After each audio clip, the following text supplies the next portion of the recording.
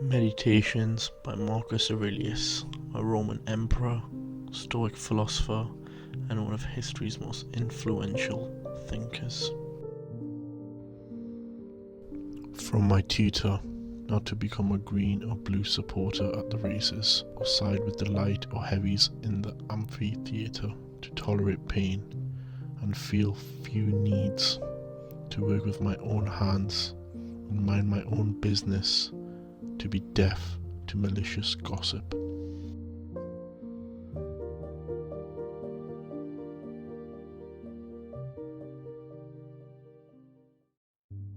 Meditations by Marcus Aurelius, a Roman emperor, Stoic philosopher, and one of history's most influential thinkers. To be always the same man, unchanged in sudden pain, in the loss of a child, in lingering sickness. To see clearly in his living example that a man can combine intensity and relaxation, not to be impatient in explanation.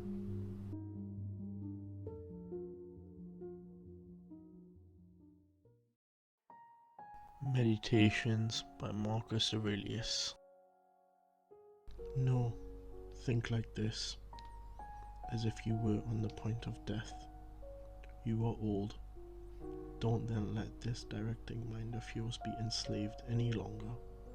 No more jerking to the strings of selfish impulse. No more disquiet at your present or suspicion of your future fate.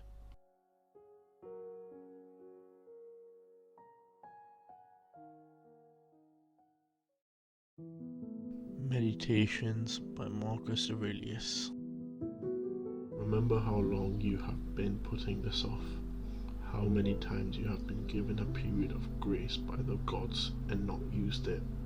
It is high time now for you to understand that the universe of which you are a part, and the governor of the universe of whom you constitute an emanation, and that there is a limit circumscribed to your time. If you do not use it to clear away your clouds, it will be gone. You will be gone, and the opportunity will not return.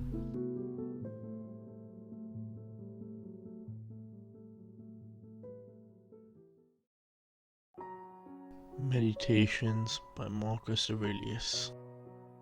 In his comparative ranking of sins, applying philosophy to the common man's distinctions, Theophrastus says that the offences of lust are graver than those of anger, because it is clear some part of pain and involuntary spasm which drives the angry man to abandon reason, whereas the lust-led offender has given in to pleasure and seems somehow more abandoned and less manly in his wrongdoing.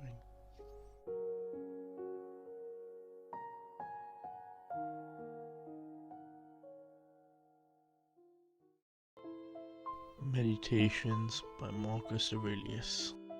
You may leave this life at any moment. Have the possibility in your mind in all that you do or say or think. Now, departure from the world of man is nothing to fear if the gods exist.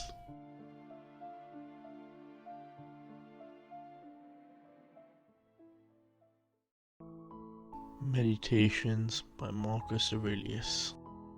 Nor would they have made so great an error, through lack of power or skill, as to have good and bad feelings indiscriminately on good and bad people alike.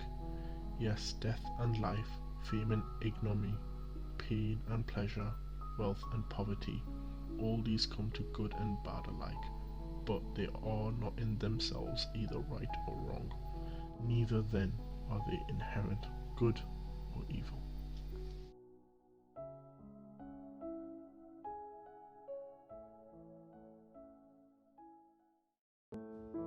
Meditations by Marcus Aurelius.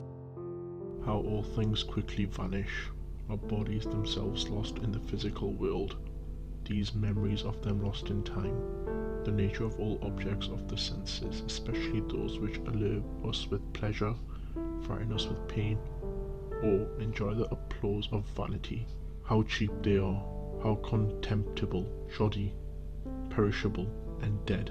These are the matters of our intellectual faculty to consider.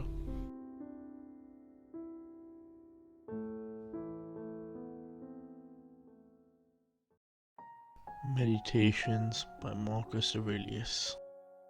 Even if you were destined to live 3,000 years, or 10 times that long, nevertheless remember that no one loses any life other than the one he lives, or lives any life other than the one he loses. It follows the longest and the shortest lives are brought to the same state. Present moment is equal for all, so what is passing is equal also.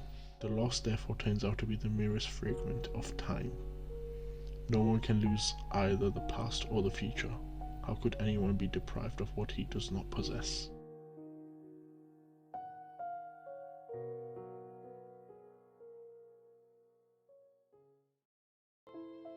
Meditations by Marcus Aurelius. Both the longest lived and the earliest to die suffer the same loss. It is only the present moment of which either stands to be deprived. And if indeed this is all he has, he cannot lose what he does not have.